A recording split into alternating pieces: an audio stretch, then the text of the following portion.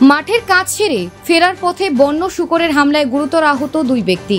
ঘটনাকে কেন্দ্র করে চাঞ্চল্য ছড়িয়ে পড়ে মানিকচকের ভূতনি থানার অন্তর্গত আলাদিয়ার গ্রামীণ হাসপাতালে চিকিৎসাধীন। এমন ঘটনায় রীতিমতো আতঙ্ক রয়েছে এলাকাবাসীদের।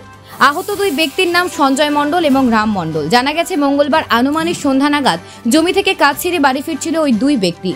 সেই সময় হঠাৎ করে বাঁশের ঝাড় থেকে বেরিয়ে এসে বেশ কয়েকটি বন্য শূকর দুই ব্যক্তির উপর হামলা করে দুজনকেই কামড় দেয়। একজনের হাতে এবং আরেকজনের পায়ে কামড় দেয়, ফলে রক্তাক্ত হয় দুজনেই। মঙ্গলবার রাতে দুজনকে মানিকচক গ্রামীণ হাসপাতালে নিয়ে আসা হয়। বর্তমানে হাসপাতালে চিকিৎসাধীন অবস্থায় রয়েছেন আহত দুই ব্যক্তি।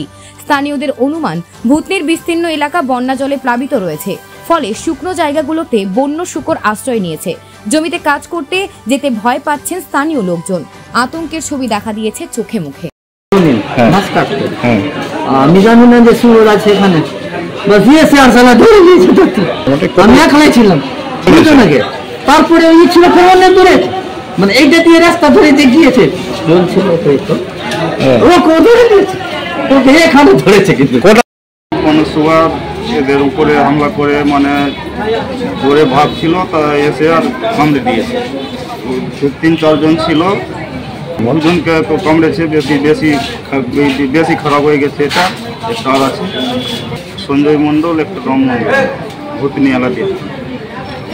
কোনো শুয়ার জল হয়েছে কোন দিক থেকে, কোথায় ছিল জলের ভয়ে চলে এসছে এদিকে। 7-8টা ছিল, ভয়ের মধ্যে রাত্রে কেউ যাচ্ছে না জলে। পাথর ছাড়াই প্রতিকার সম্ভব। মালদার প্রাচীনতম ভৃগু বংশ জ্যোতিষী পণ্ডিত এস শাস্ত্রী।